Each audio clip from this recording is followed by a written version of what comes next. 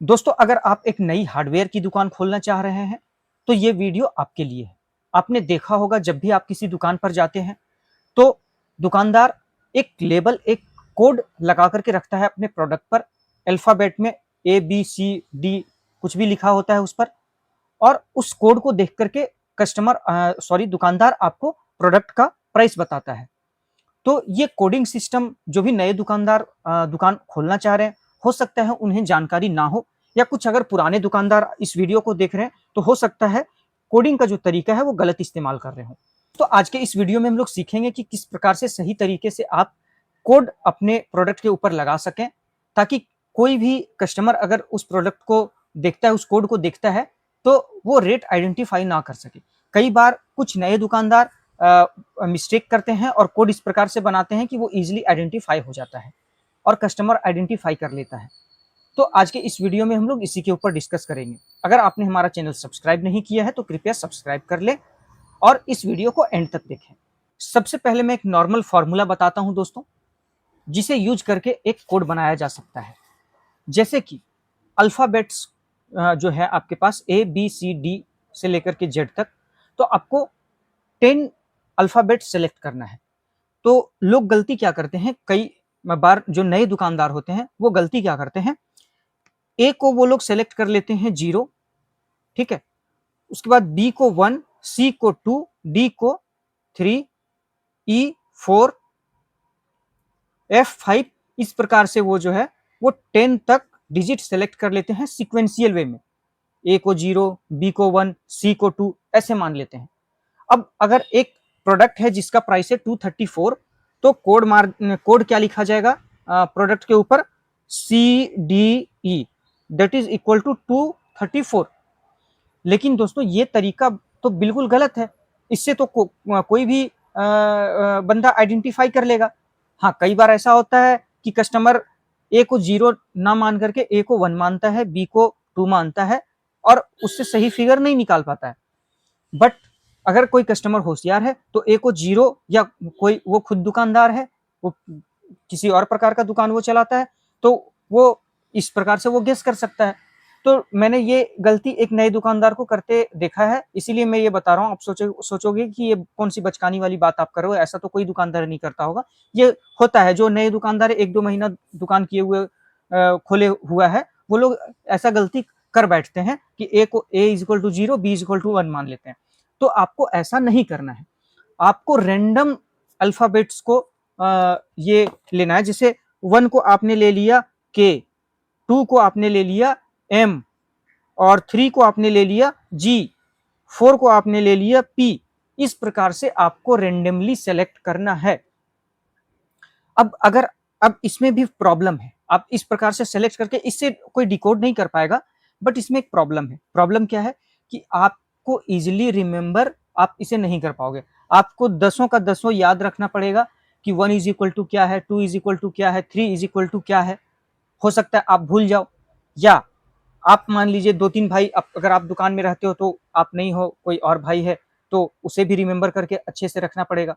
तीसरा भाई है तो उसे भी रिमेंबर करके रखना होगा। अगर कोई स्टाफ आपके दुकान पर काम कर रहा है तो उसे भी अच्छे से रिमेंबर करके रखना होगा कि 1 इज इक्वल टू K है, 2 इज इक्वल टू M है, 3 इज इक्वल टू G है। तो अगर आप प्राइस करोगे, मान लीजिए 321 का प्राइस है, तो आप क्या लिखोगे, GMK। आइडेंटिफाई तो कोई भी कस्टमर नहीं कर पाएगा, बट इससे रिमेंबर करना थोड़ा टफ है। तो आपको क्या करना है, मैं जो फॉर्मूला बता रहा हूं जिससे आप बहुत ही आसानी से रिमेंबर भी कर सकते हो। आपको एक वर्ड बनाना है पहले 10 डिजिट का। 10 डिजिट का आप जब वर्ड बनाओगे तो वो वर्ड याद रखना बहुत इजी है। और बाय मिस्टेक आप कभी भूल जाते हो कि आपने फोर नंबर को क्या, कौन सा लेटर असाइन किया था, तो आप उससे आराम से निकाल सकते हो। चलिए एक एग्जांपल लेते हैं। एक हम लोग 10 डिजिट का एक वर्ड बनाते हैं।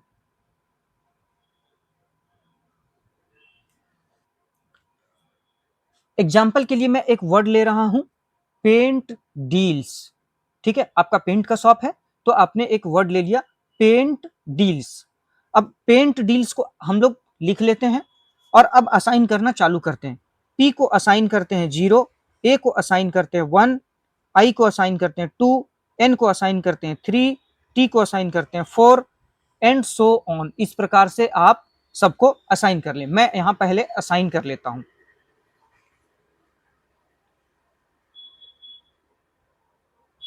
चलिए दोस्तों, मैंने असाइन कर लिया है नंबर।